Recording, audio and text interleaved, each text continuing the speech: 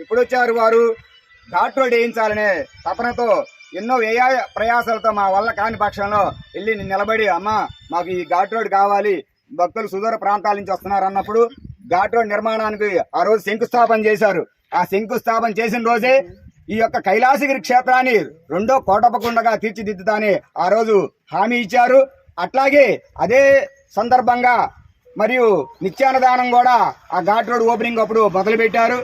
మరి తర్వాత ఈ నిత్యాన్నదాన కార్యక్రమం ఆలయ ధ్వజస్తంభాల దగ్గర చేస్తుంటే తెనాలి వాస్తవ్యులు గట్ట నాగ సుధాకర్ గారు అయ్యా మరి ఇక్కడే భోజనాలు చేస్తా లోపలికి వెళ్తా అంటే ఇబ్బంది అన్నప్పుడు వెంటనే అమ్మగారి దగ్గరికి వెళ్ళి అమ్మ ఇట్లాగా మరి నిర్మాణం షెడ్ ఒకటి అన్నదాన షెడ్ ఒకటి ఏర్పాటు చేసుకుంటాం అనగానే తక్షణమే చేసుకోండి అయ్యా శుభ్రంగా అన్నారు.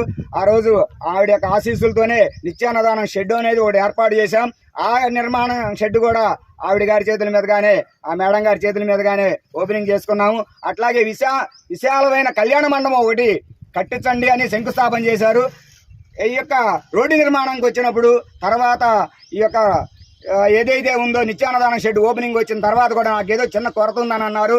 ఆ కొరత ఏంటయ్యా అంటే ఆ యొక్క కైలాసగిరి క్షేత్రంలో మరి విశాలమైన కళ్యాణ మండపం ఒకటి నిర్మించాలి అని అనుకున్నాము.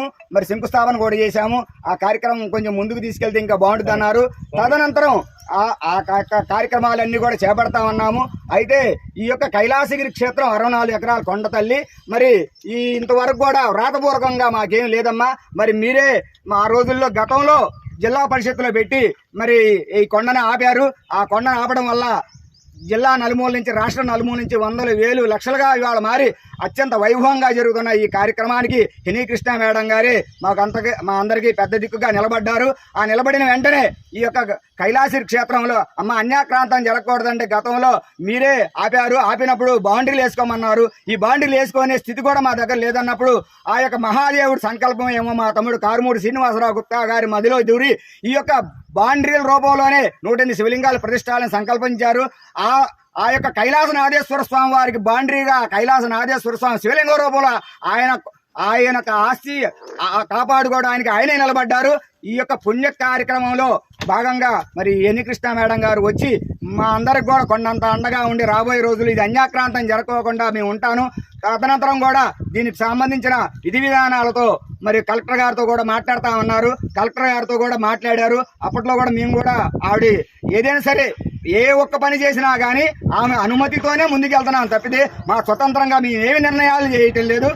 కావున భక్తులందరూ కూడా ఇది గమనించి దేవాలయానికి దేవుడు అందరికీ దేవుడు అన్నట్లుగా ఆ మేడం గారు ఈ యొక్క కైలాసగిరి క్షేత్రంలో మరి రీసెంట్ గా కూడా అన్నాం జిఏ పైప్ లైన్లు ద్వారా వాటర్ వెళ్తున్నామా అది అగ్నికి అవుతుంది అనగానే వెంటనే పోయిన సంవత్సరం కానీ ఈ సంవత్సరం కానీ 1,50,000 తగ్గుకోకుండా శివరాత్రుల డబ్బులు ఆవిడ పోయిన సంవత్సరం 1,50,000 ఈ 1,50,000 అది మేము త్రికంఠంలో ఈ యొక్క పైప్ లైన్ వితరించడానికి మేము వాడాము.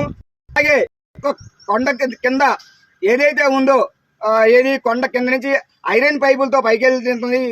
అయితే మాకు ఇక్కడ బోరు ఒకటి వేపిస్తే జిల్లా పరిషత్ పరిధిలో ఒక బోరు వేపిస్తే శాశ్వతంగా దగ్గరగా ఉంటది.